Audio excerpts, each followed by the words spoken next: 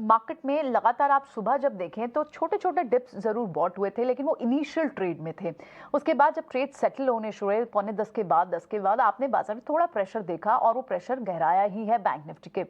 Bank Nifty पर अब जो क्लोजिंग के साथ हम जो देख रहे हैं वो 44,900 के भी नीचे स्लिप हुआ है, और लगभग 500 पॉइंट्स की 450 पॉइंट्स की गिरावट आपको इस वक्त बैंक निफ्टी पे दिख रही है। ये गिरावट या फिर एक नरमी कहनी चाहिए, क्योंकि 2000 पॉइंट की रैली के बाद ये आज थोड़ी सी नरमी दिखी है, और अंडरटोन अदरवाइज भी बुलिश बता रहे हैं निफ्टी पर भी। लेकिन 19,300 के पास आप ट्रेड देख रहे हैं सेटल होते हुए। 180 पॉइंट्स की लगभग गिरावट यहाँ है। रिलायंस से आज कोई बड़ा ड्रैग नहीं आया, तो कोई बड़ा सपोर्ट भी नहीं आया।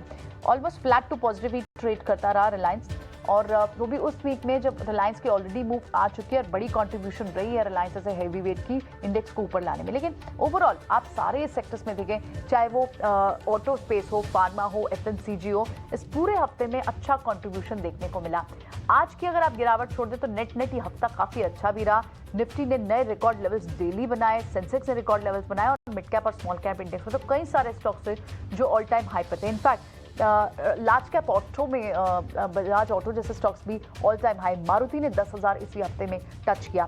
तो ये सारी इंपॉर्टेंट डेवलपमेंट्स इस हफ्ते में हुई। आज थोड़ा सा प्रॉफिट बुकिंग आज बाजार पर क्लियरली आपको हावी होती हुई दिखाई दे रही है, और ऑटो स्टॉक कहीं ना कहीं जरूर सरप्राइज कर रहे हैं। और आज दिन टाटा मोटर्स का है, क्योंकि थोड़ी देर पहले जिस तरह से जेएलआर के फर्दर फ्री कैश फ्लो की भी खबर आई, तो तीसरा कंसेक्यूटिव क्वार्टर है ये जब वहाँ जेएलआर से पॉजिटिव सेट ऑफ न्यूज आ रही है। और वो जो बड़ा मेन कंसर्न टाटा मोटर्स पर एक बड़ा हाथी की तरह जो जेएलआर का डेट था, वो कहीं ना कहीं बाजार को लगता है एड्रेस हो जाएगा। 2025 तक का उनका जो नेट डेट फ्री होने का जो एक टारगेट है वो अचीवेबल सा लगता है। इसीलिए आपने बाजार टाटा मोटर्स पर लगातार 200-250 पॉइंट्स की रैली पिछले 4 या 5 महीनों में देखी होगी। टाटा मोटर्स आज फर्स्ट गेनर, टॉप गेनर। उसके अलावा जो दूसरे टॉप गेनर्स थे वो न्यूज ड्रिवन स्टॉक्स थे। टाइटन अगेन, क्योंकि अच्छे बिजनेस अपडेट्स आए और आप वहां पर देख रहे हैं, हालांकि सुबह के कंपैरेटिव में थोड़े से गेन्स तो इरोड हुए, लेकिन टाइटन में आपको एक बड़ी मूव दिखी, वहां पर 1% की तेजी। और इनफैक्ट सिर्फ टाइटन ही नहीं, पूरा ज्वेलरी स्पेस अगर आप देखें तो वहां पर भी था। कल्याण के अच्छे अपडेट्स आए, वहां पर आपने 7% तक की मूव देखी।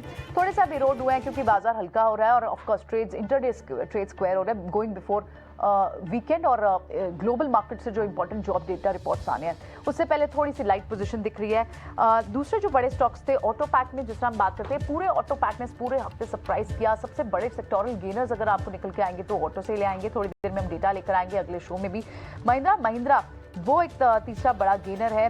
लाइफ इंश्योरेंस काउंटर्स में एसबीआई लाइफ, और फार्मा स्पेस में भी डिवीज जैसे काउंटर्स में बड़ी मूव थी, लेकिन उसके बाद थोड़े बहुत माइनर गेन्स जरूर वहाँ इरोड हुए हैं। अगर लूजर साइड पे बात करें तो वहाँ पर थोड़े सॉफ्ट आपको इंडसइंड बैंक, हिंडाल्को, अपोलो जैसे काउंटर्स, और बजाज फाइनेंस वो भी एक बड़ी मूव आज इसी हफ्ते चल देने के बाद थोड़े से गेन्स आपके इरोड होते हुए दिखाई दे रहे हैं। मिड कैप में भी एक बार क्विक अगर चेक करें तो वहाँ पर भी आपको बीएचईएल बड़ी मूव के बाद 93 तक के लेवल्स जाने के बाद अब थोड़ा करेक्ट होकर आपको 90 के लेवल्स पर दिखाई दे रहा है। और आईजीएल जैसे काउंटर्स में 52 वीक हाई पे कई सारे गैस काउंटर्स पे।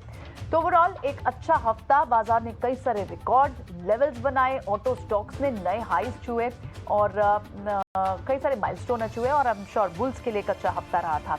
अब ओवर द वीकेंड कुछ बड़ा डेटा पॉइंट्स ग्लोबल मार्केट से आना, तो देखना होगा सोमवार को कैसे बाजार रिएक्ट करते हैं। बहुत बहुत शुक्रिया आप तीनों का ही, राजेश, कुंज हमारे साथ थे, और साथ ही नितेश, बहुत बहुत शुक्रिया आपका। मुझे दीजिए इजाजत, अगला शो आप मनीष के साथ। नमस्कार।